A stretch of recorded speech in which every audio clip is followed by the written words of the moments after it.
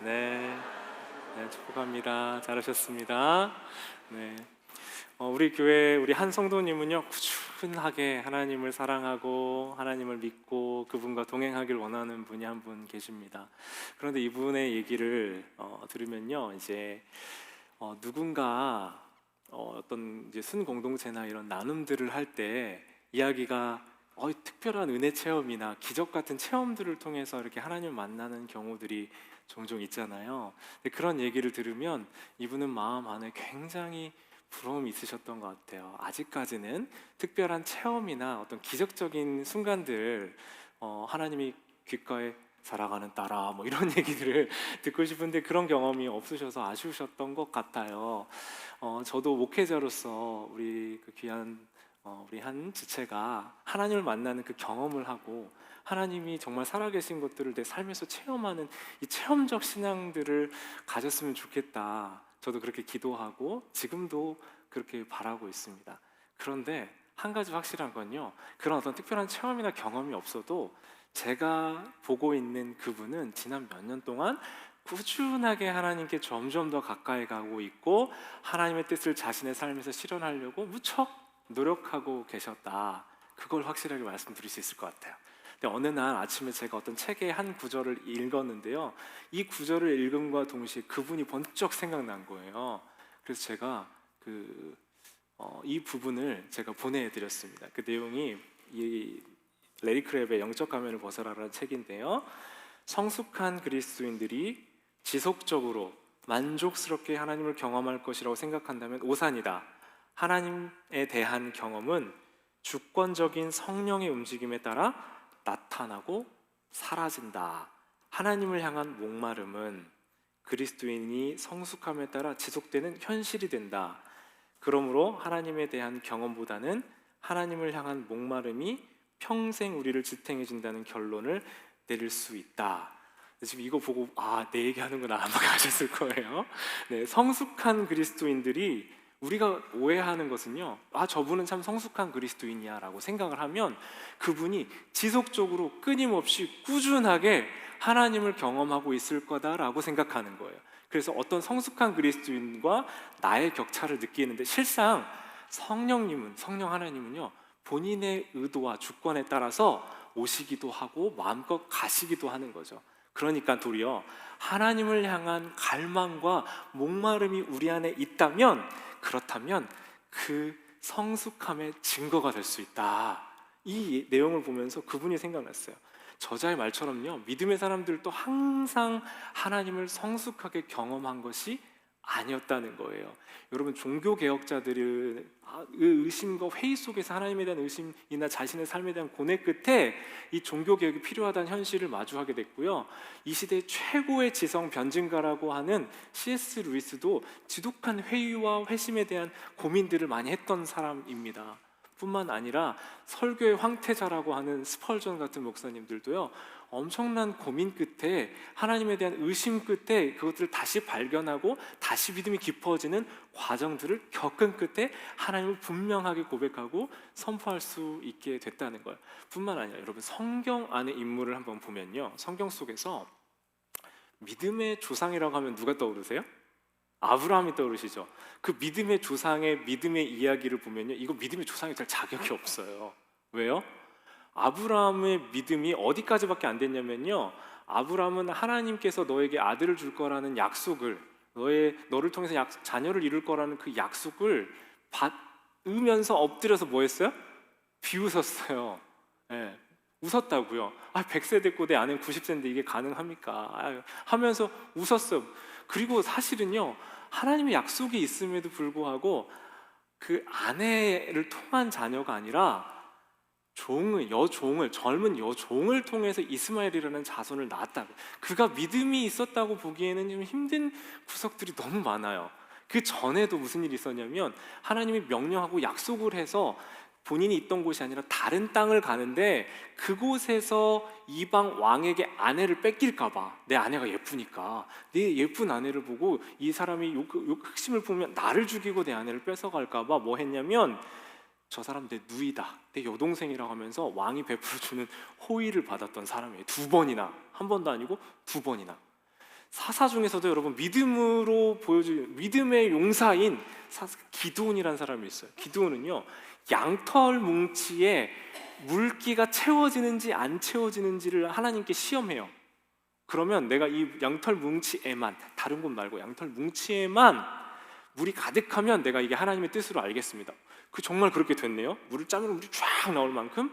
근데 반대로 하나님 아직도 제가 못 믿겠으니까, 이게 그냥 우연일 수 있으니까 거꾸로 이것 말고 다른 데에만 물이 가득하게, 그렇게 하나님을 시험하고 의심한 끝에 확인을 하고 전쟁에 나가고 싸움을 하고 승리를 했단 말이에요.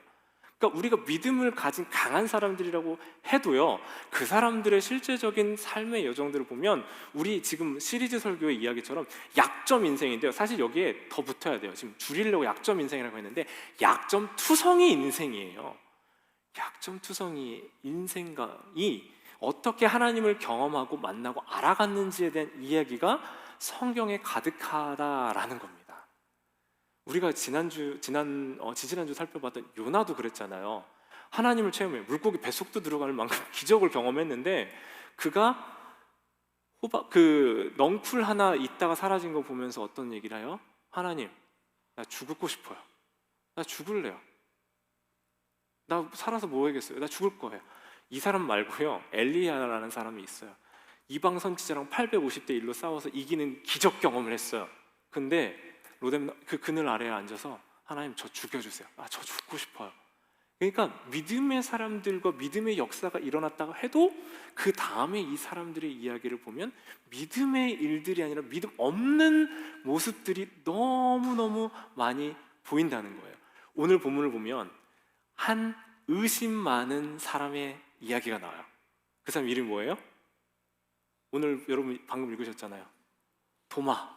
근데 24절부터 29절까지 이야기 이 한 단락 안에 도마 이퀄 의심이라는 단어가 있어요, 없어요? 의심 없어요, 여러분.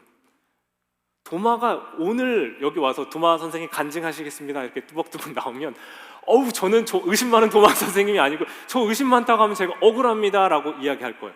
왜냐하면 사실 다른 제자들도 의심했기 때문에 그래요. 오늘 본문 우리가 처음 읽었으면 24절 보세요. 12제자 중에 하나로서 디두모라 불리는 도마는 예수께서 오셨을 때 함께 있지 아니한지라라고 얘기하죠. 도마만 못 믿은 게 아니라요, 다른 12 모든 제자들이 못 믿었어요. 왜냐하면 예수님의 부활을 못 믿었다고요. 왜? 여러분, 예수님 부활하신 그 소식을 듣고 베드로와 요한이 무덤으로 열심히 막 바람을 일으키며 달려가요. 그 빈 무덤에 갑니다. 빈 무덤을 봤는데 베드로와 요한이 빈 무덤을 보고도 예수님의 부활을 못 믿었어요. 그걸 어떻게 더 분명하게 알 수 있냐면 마태복음 28장에 보면 19절 20절에 보면 예수님의 지상 대명령이 나오죠. 그러므로 너희는 가서 모든 민족을 제자로 삼아 아버지와 아들과 성령 이름으로 세례를 베풀고 내가 너희에게 분부한 모든 것을 가르쳐 지키게 하라. 이 말씀 우리가 잘 아는데요, 그 말씀 앞에 나와 있는 내용은 우리가 잘 몰라요. 자, 28장 16, 17절을 한번 보겠습니다. 바로 앞절이에요. 16, 17절. 11제자가 같이 읽어볼게요. 갈릴리에 가서 예수께서 지시하신 산에 이르러 17절 예수를 배웠고 경배하나 아직도 의심하는 사람들이 있더라. 제자들이 예수님 부름 받아서 모였잖아요. 예수님이 지금 부활하신 예수님이 있어서 예수님을 뵙고 그 앞에 엎드려서 예수님께 경배를 하고 있어요. 경배를 하는데 이 사람들 마음 안에 뭐가 있다고요? 진짜 예수님인가? 예수님 만나다 지금 맞는 건가? 이게 지금 그분이 맞아? 내가 하고 있는 게 맞아? 하면서 경배와 의심이 같이 되고 있다고요. 믿음의 선진들, 구약의 믿음의 선배들 말고요, 예수님을 만나고 경험했던 사람들, 그분과 3년을 같이 다녔던 제자들도 여전히 의심하고 있었어요. 그러니까 도마가 오늘 우리가 읽은 본문 바로 앞에 10명의 제자, 12제자 중에서 1명은 죽었죠? 그 11명의 제자 중에서 도마를 뺀 10명이 모여 있을 때 예수님이 모신 거예요. 자, 다른 제자들은 다 예수님을 보고 내가 부활하신 예수님을 만났다라고 얘기하고 있는데 나는 아직 예수님을 못 봤어요. 나는 아직 만난 적이 없다고요. 나는 아직 그 부활하신 예수님을 눈으로 보고 경험하지 못했어요. 다른 제자들은 의심이 없고 도마만 의심이 있었던 게 아니고 다 의심했는데 얘네는 봤고 나는 못 봤어요. 억울 안 하겠어요, 여러분? 의심 많은 정한 집사님, 기분 좋으세요? 나쁘세요? 나쁘죠? 기분 좋을 리가 없어요. 근데 우리 교회 모든 성도들은 부활하신 예수님을 만났어요. 근데 오정환 집사님이 잠깐 화장실 갔다 온 사이에 왔다 가셨어요. 나는 못 봤어요. 그래서 내가 못 믿겠는데 나를 이거 몰래카메라인가? 약간 이런 느낌이 드는데, 그런데 나한테 의심이 많다고 얘기를 하면 기분 나쁠 거라고요. 오늘 제 성경에 보면요, 의심이란 단어는 어디에 나오냐면 이 24절부터 29절에 표제어라고 하고 있는 그 소제목 있죠. 제 소제목은 이거는 성경에 있는 게 아니고 나중에 후대 사람들이 그냥 이거 편집하면서 이 본문 단락 잘 이해하라고 붙여놓은 거예요. 거기에 이렇게 돼 있어요. 도마가 의심하다. 네, 이렇게 나와 있어요. 그리고 우리의 생각 속에 의심 많은 도마라는 타이틀이 머릿속에 딱 박혀 있어요. 사실 도마는 어떤 사람이냐면 도마는 솔직한 사람이에요. 다른 성경에는 도마가 어떤 사람인지 잘 나와 있지 않은데 요한복음 몇 곳에서 도마가 어떤 사람인지를 설명하는 구절들이 나오거든요. 근데 이 도마에 대해서 어떻게 설명을 하냐면 요한복음 14장에 보면 예수님이 내가 너희를 위하여 거처를 예비하러 갈 거야 라는 말씀을 하세요. 너희 거처를 예비하러 내가 간다라고 말씀을 하시거든요. 그러니까 다른 제자들은 마음속에 그랬대요. 이게 뭔 말이지? 지금 무슨 얘기를 하시지? 어디 가시지? 뭘 준비하시지? 하면서 머릿속에 의문이 막 들었던 거예요. 그런데 다른 제자들은 입을 꾹 닫고 아는 척, 몰라도 아는 척, 알아도 아는 척 이렇게 얘기하고 있었어요. 근데 도마는 이렇게 얘기합니다. 14장 5절에 도마가 이르되 주여 주께서 어디로 가시는지 우리가 알지 못하겠거늘 그 길을 어찌 알겠사옵나이까? 도마는요 적어도 정직했어요. 솔직했어요. 예수님 제가 그 뭔 말인지 잘 모르겠는데요, 그 말씀이 뭔지 저한테 좀 알려주세요 이야기했다는 거예요. 사랑하는 여러분, 우리가 신앙생활, 교회 생활을 오래 하다 보면, 신앙생활 떠나서 교회 생활을 오래 하다 보면 이게 자연스럽게 굳어지는 게 있어요.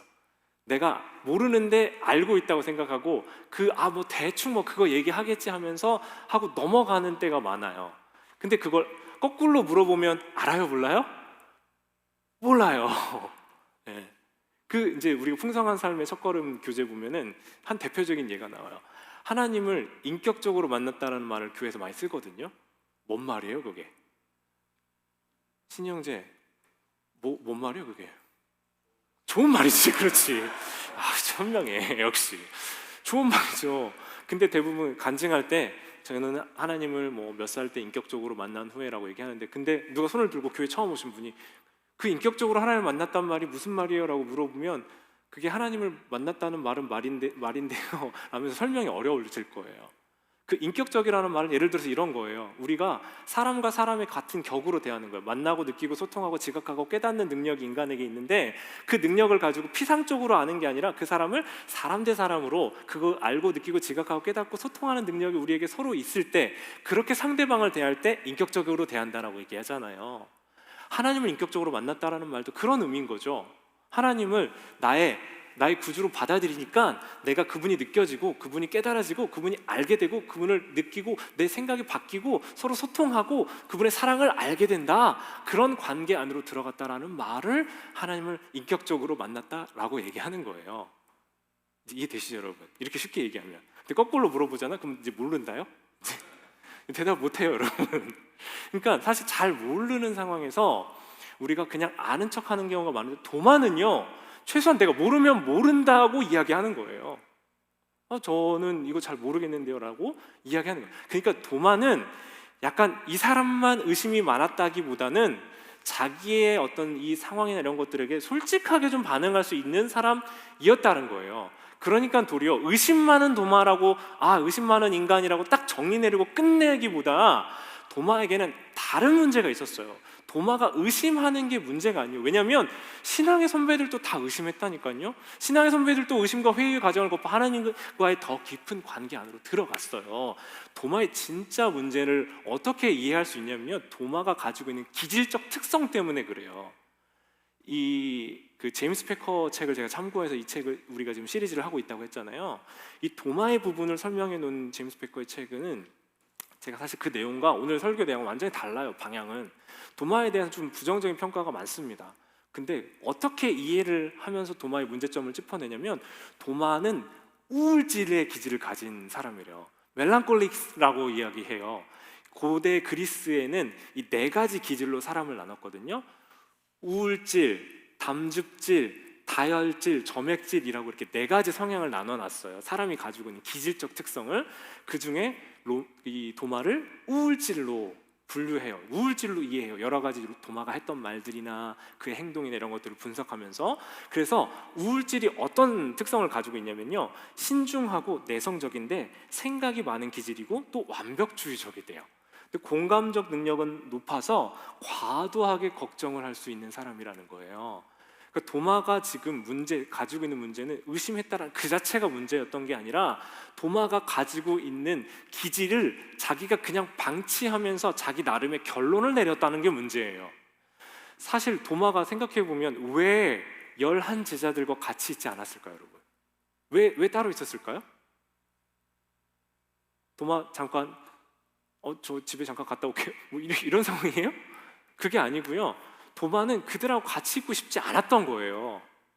그런 특수한 상황을 분명하게 얘기해주고 있는 겁니다. 왜요? 내 생각에 지금 빠져들어가고 나는 내가 이렇게 심각하게 생각하고 있는 내가 옳다고 생각해요. 그래서 다른 사람들보다 조금 더 우울한 상황에 깊게 들어가는데 그 우울한 상황에 들어가는 이유가 있어요.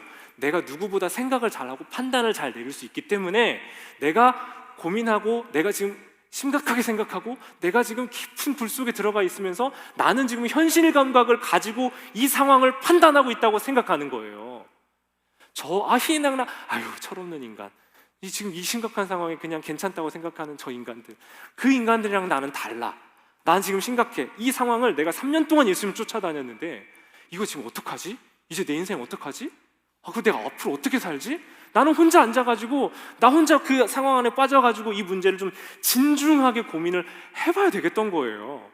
그러다 보니 도마는 다른 사람들이랑 섞여가지고 이 소리 저 소리 말도 안 되는 말, 우리가 답 없는 이 결론들 자꾸 내리지 말고 나 혼자 좀 결론을 내려보자 하면서 혼자 그들과 떨어져 있었다라고 제임스 패커가 이제 분석을 합니다. 이 내용을 보면서 그가 아마 도마가 그랬을 수 있겠다. 성경에 그렇다고 나와 있지 않으니까 우리는 상상해 볼 뿐입니다. 그런데 이 책에서 얘기하는 도마의 문제가 뭐냐면 의심이 아니라 그는 의심 때문에 의도적인 회의론자가 되기로 결정을 해버렸어요. 나는 내가 못 받고 내 현실 감각에 이게 맞지 않으니까 나는 이거 받아들이지 않을 거야. 난 예수님 못 봤으니까 난 안 믿을 거야. 내가 그분 손 구멍, 예수님이 못 박혔으니까 십자가에 구멍이 났을 거고 그 흉터가 있을 거니까 내가 그걸 손가락을 넣어서 만져보고 옆구리, 예수님이 창에 찔려서 이렇게 피를 흘리셨으니까 이 옆구리에 난 흉터, 그 흉터에 내가 손가락을 넣어가지고 만져보지 않으면 나는 절대 믿지 않아. 왜? 내가 그만큼 나는 지혜롭고 나는 분명히 판단할 수 있고 나는 잘 사리분별할 수 있는 사람이기 때문에 그래 라고 결론을 내린 의도적인 회의론자가 된 게 도마의 문제였다는 거예요.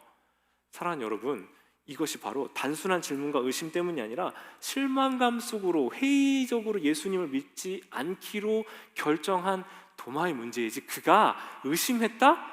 이건 모든 신앙의 선배들을 다 했었던 일들이고 그 과정을 거쳐서 사실 믿음이 더 깊어져 갔다는 거예요. 근데 우리에게는 오해가 있어요. 히브리서 보면요 11장 6절에 믿음이 없이는 하나님을 기쁘시게 하지 못하나니 라고 고백하죠.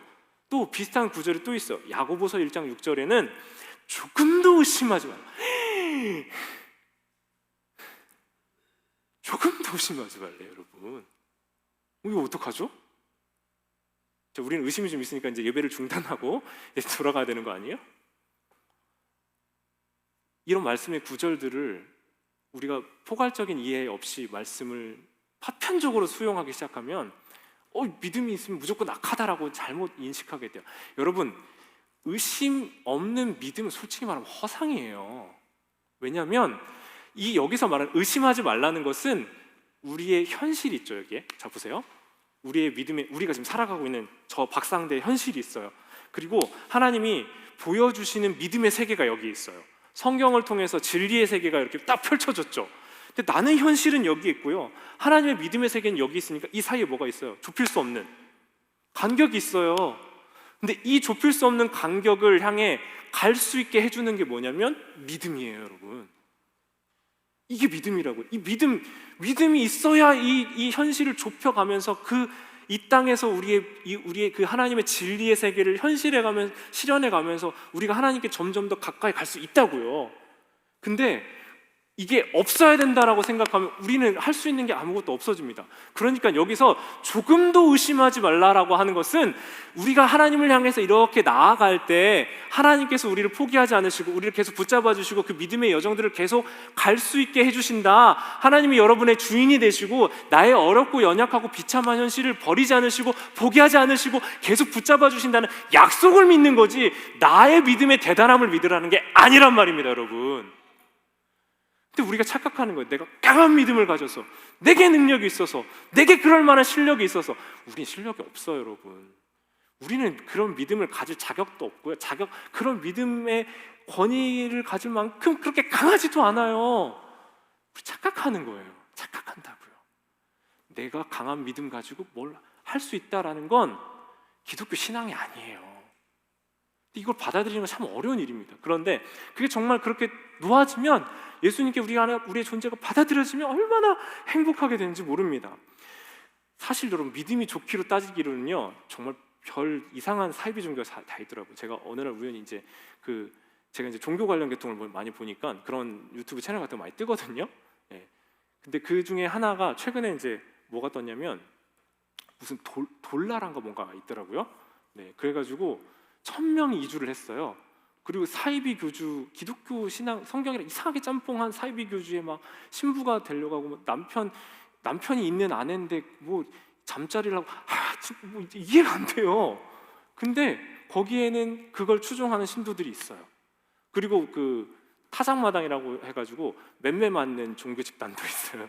근데 이해할 수 없는 많은 집단들이 있는데요, 여러분, 믿음으로 따지고 보면요, 그들만한 믿음을 본 사람이 없을 겁니다, 아마. 그죠? 교주를 보면서 교주님, 낭두님 막 이러면서 막 춤을 추고, 그만한 믿음이 없다고요. 근데 그게 진정한 믿음이냐고요. 무엇에 대한 믿음이냐고요. 내가 바라는 복이 누군가를 통해서 이루어질 것이다라는 것에 대한 믿음인 거지, 그게 진정으로 진리와 하나님에 대한 알미? 아니다라고요. 그러니까 여러분, 의심 자체가 문제가 아니에요. 합리적이고 현실 감각이 뛰어난 사람들이 어떤 이성적인 근거를 바탕으로 신앙을 거부할 수도 있어요. 그러나 믿음의 사람들도요, 믿으려고 아무리 노력을 해도 내가 심적으로 영적으로 연약해졌을 땐 의심할 수 있게 막 된다고요. 그러니까 오늘 본문은요, 도마의 모습을 보면서 무조건 믿어라를 말씀하시는 게 아니에요. 무조건 믿어라를 하나님이 말씀하시는 게 아니라 우리에게 하나님의 약속이 주어지고 우리의 믿음의 현실은 여기 있는데, 이거를 극복하고 무조건 믿어라고 얘기하는 게 아니라 이 부족하고 연약한 현실을 극복해 갈 수 있도록 그 주님이 여러분을 붙잡아 주신다는 사실을 믿으시라는 거예요. 사랑하는 여러분 안에 이게 명확했으면 좋겠거든요. 근데 성경이 말하는 우리의 믿음의 현실 속에서 이 합리적인 이 과정을 가는데 어떻게 좋기만 해요. 합리적인 의심이나 질문들을 통해서 어쩌면 도마는 주님, 전 주님을 좀 보고 싶은데요, 주님을 좀 만나고 싶은데 저만 못 만나서 너무너무 억울한데요 라고 얘기를 했다면, 주님은 이 본문은 조금 더 우리에게 다르게 다가왔을 거예요. 이 과정을 거치는 것 자체가 문제라는 것을 이 본문이 말하지는 않는다는 거예요. 사랑하는 여러분, 우리도 의심을 할 수 있어요. 그죠? 우리 안에도 솔직히 아니라고 하시면 우리 안에도 의심이 있을 수 있다고요. 제가 좋아하는 우리 어떤 목사님, 노진준 목사님의 제가 예를 들으면서 이 본문에 대한 힌트를 좀 많이 얻었는데요, 그분이 예수님이 원하시는 그 믿음이 무엇인가에 대해서 이렇게 설명했어요. 그분은 결혼을 하실 때, 지금 이제 사모님하고 결혼을 할 때 3번 만나고 청혼을 했대요. 3번째 만났을 때. 그러니까 그 교회에서 한번 보고 그 신방을 빙자한 데이트를 하면서 지금까지 신방을 오래 하고 있다, 뭐 이런 얘기를 하시던데, 그 그러니까 그렇게 교제를 하면서 첫 만남에 11시간, 두 번째 만남에 10시간을 만났대요. 그 정도 얘기가 되니까 이제 3번째 만남 때 청혼을 하셨다고 하더라고요. 근데 제가 이 얘기의 핵심 뭐냐면요, 아내를 지금 내가 지금 함께 살고 있는 이 아내에 대한 충분한 알미나 지식이 있어서 그래서 내가 청혼을 하는 게 아니라 부분적이고 파편적이지만 이 사람에 대한 알미나 지식이 내가 분명하고 확실하다라는 신뢰 때문에 결혼할 수 있었다라고 얘기해요. 자, 이제 이 얘기를 들으니까 제가 저의 결혼이 어떻게 가능해졌나를 생각을 해봤거든요. 근데 저는 만난 지 6개월 만에 결혼을 했어요. 9월 말에 만나서 3월 23일 날 결혼했거든요. 많이 들으셨어요? 이미 알고 있어요, 여러분? 네. 제가 이제 나중에 알게 됐는데요, 아내는 저를 만난 지 10분 만에 자기가 결혼할 짝이라는 것을 알게 됐대요. 오, 이때 가서 물어보세요. 뭐 못 믿기면 여기 있으니까 가서 물어보세요. 아이들 이제 이따 점심 먹을 때 물어봐. 진짜요? 하고 물어보세요. 근데 저는 언제 알았을까요? 만나기 전부터 알고 있었어요. 뭐 거짓말하지 마. 여러분 확인할 길이 없으니까 이제 이거는. 근데 저는 그 아내를 만나기 전에 저 홀로 하나님과의 관계에서 행복할 수 있다라는 걸 느꼈어요. 나 혼자 있을 때 행복한 사람만이 가정을 이루었을 때 행복할 수 있다라고 제가 알고 있었고, 그 시기를 보내면서 때와 여러 가지 상황 속에서 하나님이 제게 미리 이제 결혼에 대한 준비의 과정들과 생각들을 많이 허락해 주셨어요. 그리고 지금 이제 만나는 사람이라면 이제 사실 제가 영상을 백두산에서 바이올린 이렇게 쟁가쟁가 하는 영상을 보고 반하기도 했고요. 근데 만나기 전부터 하나님의 어떤 선한 인도하심과 여러 가지 과정들이 좀 있었거든요. 그래서 저는 어쩌면 이 사람과 결혼을 할지도 모르겠다라는 생각을 가지고 처음 만난 거예요. 그러니까 진짜 아무것도 없었던 그때도 되게 당당하게 아내를 대할 수 있었고 하나님에 대한 이야기들을 충분히 나눌 수 있었던 것 같아요. 그리고 나서 돌아와서 한국에 3개월 만에 그것도 3개월 동안 제가 다시 중국으로 돌아가서 선교사 사역 마무리하고 돌아와서 한 달 만에 이제 결혼 준비를 시작해서 2달 만에 결혼해서 총 6개월 만에 한 거죠. 근데 여러분, 제가 생각해 보면요, 제 아내에 대한 정보, 저는 원래 청년 때부터 최소한 결혼하려면 4계절은 보내봐야 된다고 얘기했어요. 봄, 여름, 가을, 겨울. 상징하는 게 뭐냐면 인생의 희노애락이잖아요. 이 사람이 좋을 때는 어떨지, 안 좋을 때는 어떨지, 뭐 기쁠 때는 어떤지, 슬플 때는 어떤지, 이것들을 같이 한 1년의 사이클을 최소한 보내봐야 결혼할 수 있는 것 아니겠어요? 석경 성도님 얼마 만에 결혼하셨어요? 만난 지? 첫눈에 뿅 갔어요? 여긴 좋은 예가 아니에요. 여기는 그러면 안 돼.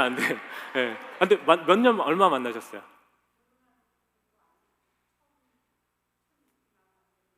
첫 느낌이랑 반대. 첫 느낌이 그러니까 잘못 봤다 이거죠. 네, 잘못 봤고 다시 잘 보고 있다. 뭐 이런 제가 수습해 드리는 거예요, 빨리. 네, 근데 연애를 몇 년 하셨어요? 진짜요? 여기 잘못 물어봤어요. 여기는 근데 좋은 예예요. 이따 얘기해 드릴게요. 자, 그러면 찬미 집사님 몇 년 교제하셨어요?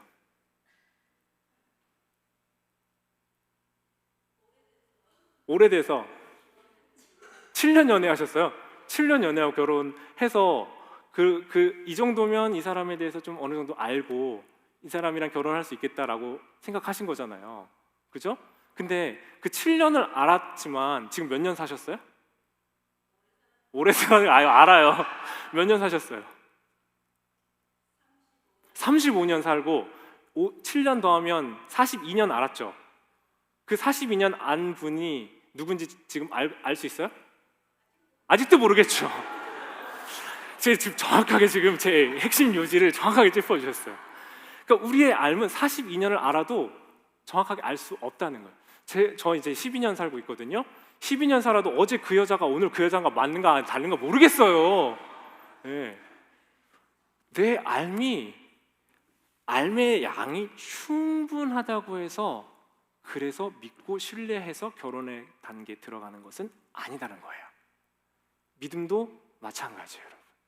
하나님에 대한 알미 우리가 충분해서 그분을 내가 알 만큼 알고 그분을 내가 이 정도면 내가 믿을만 하겠다 해서 믿는 게 아니고요, 그분이 내게 보여주신 아주 파편적이고 작지만 아주 신실하고 변함없는 그 사랑이 너무 진리이고 사실이다라고 믿기 때문에 우리는 믿음을 갖는 줄 믿습니다.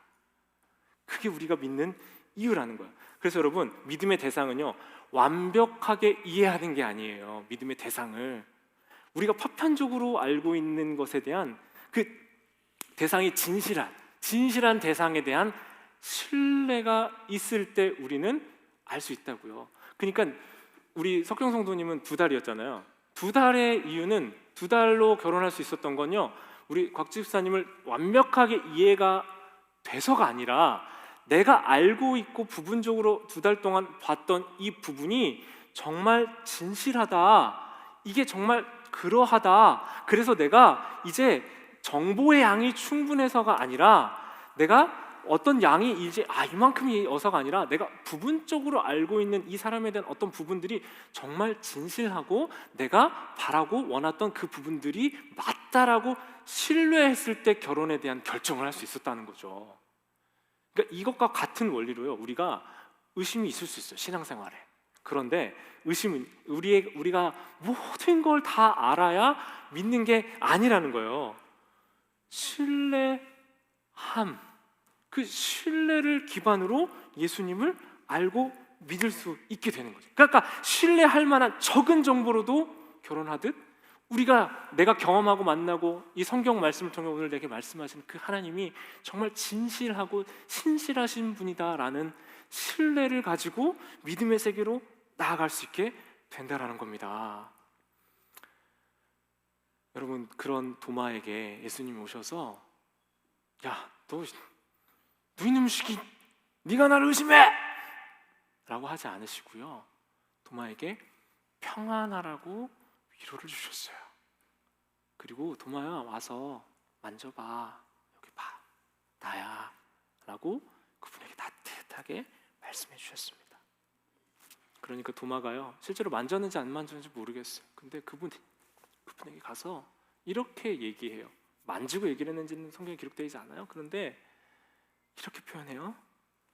나의 주님이시요 나의 하나님이시니이다. 그는 결국 이렇게 고백했어요. 성경의 많은 인물들이 연약함을 겪었지만 그 과정들을 통과하며 결국 나의 주님이십니다를 고백했듯 말입니다. 사랑하는 여러분, 저는 어제도 그리고 오늘도 제가 하나님을 안 믿지 않아요. 그런데 그분의 신실하심을 의심하고 오늘 또 나의 힘으로 살아내고 오늘 또 내 현실적인 감각들로 사역들을 이루어가고 여러분을 섬기려고 하는 저의 연약함을 발견할 때마다 그분이 얼마나 신실하게 기다려주시고 참아주시는지를 다시 경험합니다. 그분이 페이스풀 하신 분이기에 오늘도 나를 용서하시고 참아주시고 기다려주신다는 거예요.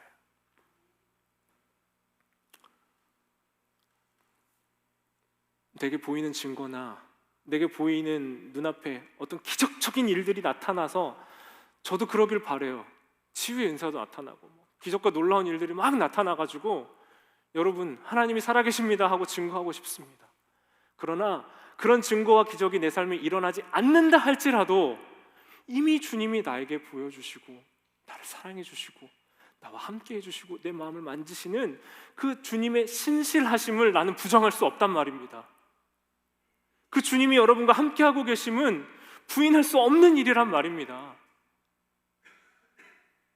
도마가 얘기했던 의심이 문제가 아니라 그 주님을 거부하는 게 문제인 거예요. 의심할 수 있지만 의도적인 회의론자가 되는 건 주님이 원하지 않는 일이라는 거죠. 그런데 여러분, 아직 한 가지가 해결이 안 돼요. 요한복음 20장 29절 보세요. 예수께서 이르시되 너는 나를 본고로 믿느냐, 보지 못하고 믿는 자들은 복되니라, 복되도다 하시니라. 여러분, 이 얘기를 보면요, 역시 도마 예수님 보기 전에 믿었어야지, 잘 믿었어야지 라고 생각할 수 있거든요. 그런데 사실 이 요한복음은요, 요한복음에서 말하고 있는 28장은 예수님께서 도마에게만 하신 말씀이 아니에요. 도마에게도 하신 말씀이지만, 도마야, 네가 나 봐서 믿었지? 너도 복이 있어. 그런데 나를 보지 못하고 믿는 자들, 곧 예수님이 돌아가시고 떠나시고 그 후대에 남겨질 교회들과 이 말씀을 통해 예수님을 만나고 있는 우리를 향한 말씀이시다는 거예요. 나를 안 보고 믿었다고 하면서 보지 못하고 있는 자들, 야, 나 안 보고 믿는 게 복 있는 거야 라고 하신 말씀이 아니고요, 그 이후에 후대를 살아가고 있는 우리에게 주신 말씀이라고요. 요한 공동체, 후대 40년 이후에 요한 공동체에게도 주신 말씀이고 우리에게 주신 말씀이라는 거예요. 아들아, 딸아, 너희가 비록 예수님은 이제 더 이상 예수님 몸이 이 구멍난 옷자국과 손자국의 모습을 가지고 우리 앞에 나타나서 야, 봐! 하고 나타나지 않으실지라도 이 하나님의 말씀을 통해서, 성령님의 음성을 통해서 우리에게 찾아오시는 그 주님을 알고 느끼고 만나고 생각하고 사랑하고 있는 관계 안으로 들어가고 있는 우리에게 너희 참 복이 있다 라고 말씀해 주시는 줄 믿습니다. 캘커타에 가난한 자들을 위해 봉사했던 한 수녀님이 있어요. 잘 알려진 테레사 수녀입니다. 이 테레사 수녀가 평생을 정말 하나님을 사랑하면서 가난하고 연약한 이들을 돌보니까 이분을 돕기 위해서 영성, 종교적인 어떤 영적인 지도를 하는, 영적 생활을 안내해 주는 걸로 존경받는 한 사람, 존 캐버너라는 사람이 3개월 동안 좀 그 테레사 수녀를 돕기 위해서 인도로 왔어요. 그래서 테레사 수녀님을 만나고 이제 물어봐요. 테레사 수녀가 뭘 도와드릴까요? 하고 이제 캐버너한테 묻습니다. 캐버너가 이렇게 물어봐요. 이렇게 말씀드려요. 확실히 알고 살아가도록 기도해 주십시오. 믿음을 원하는구나. 그러면 저 같으면 네, 확실한 믿음을 갖게 해주십시오 하고 제가 기도를 해줬을지 몰라요. 테레사 수녀가 단호하게 거절하면서 그건 해줄 수 없습니다 라고 이야기를 했대요. 여러분, 난데없잖아요. 놀라서 이렇게 뻥 쪄있는 존 캐버너에게 테레사 수녀가 이렇게 얘기해요. 확실한 것은 추구할 것이 아니라 버려야 할 것입니다. 존의 상식에서는 이해가 안 돼요. 보면 우리가 처음에 인용했던 책의 구절처럼 믿음의 선배, 조상들은 완전한 하나님 경험이 있고 신에 대한 충분한 지식이 있고 그렇기 때문에 저렇게 잘 섬기고 확실하게 살아가는 거지라고 생각했으니까 그렇게 물어봤을 거 아니에요. 그래서 물어본 거라고요. 근데 그런 존에게 테레사 누나 이렇게 얘기하는 거예요. 그러니까 모든 걸 다 알고 믿고 확실하게 믿고 있는 분처럼 그렇게 살고 있어 보이는데요, 저는 그래서 그걸 부탁했는데요 라고 얘기하니까 이렇게 답을 주는 거예요. 저는 한 번도 확실하게 알고 믿은 적이 없습니다. 제가 늘 가지고 사는 것은 신뢰입니다. 그러므로 당신도 하나님을 신뢰하도록 기도해드리겠습니다. 여러분, 우리가 믿음이 흔들리고 내 자신의 연약함을 볼 때 소망이 어디에 있을까요? 어떤 믿음의 조건이 갖춰지고 내 믿음의 기도가 이루어지고 우리 대부분 그렇게 생각하죠. 근데 여러분, 믿음이 진짜 필요할 때는 언제냐면요, 불확실할 때, 불안정할 때, 믿어지지 않을 때 믿음이 필요한 거예요. 무슨 말장난이냐 싶으시겠지만 모든 게 확실하면요 믿음이 필요가 없어요. 그냥 믿으면 돼요. 그냥 사실이 그런 거예요. 우리의 믿음, 우리의 현실과 하나님의 진리의 세계에서 오는 이 격차는 믿음으로 투벅투벅 한 걸음씩 걸으며 가는데요, 확실해서 가는 게 아니라 신뢰하며 가는 거라는 거예요. 주님 정말 좋은 분이세요. 제가 알고 믿고 경험하고 살아가는 그 주님은 정말 좋은 분이세요. 그분은 한 번도 우리를 버리고 포기하지 않으시고 우리를 그냥 두지 않으시고 우리의 연약함을 체휼, 자기 몸으로 같이 아파하시는 분이세요. 예수 그리스도의 사랑이 내 안에 정말 있다면, 내가 그분의 진리에 맞춰져 살아가고 있다면 우리에게 이 땅에서 누릴 수 없는 참 기쁨과 평안을 우리에게 이미 주신 분인데, 만약에 내가 주님을 그렇게 대하고 있지 못하다면, 내가 주님을 의심할 만해서가 아니라 그분이 내게 확실한 증거를 보여주지 않아서가 아니라 내 연약함 때문에 그런 거예요. 내가 부족해서 그렇다고요. 나는 오늘 또 실패하고, 나는 오늘 또 의심하고, 나는 오늘 또 신실하신 주님이 계심에도 불구하고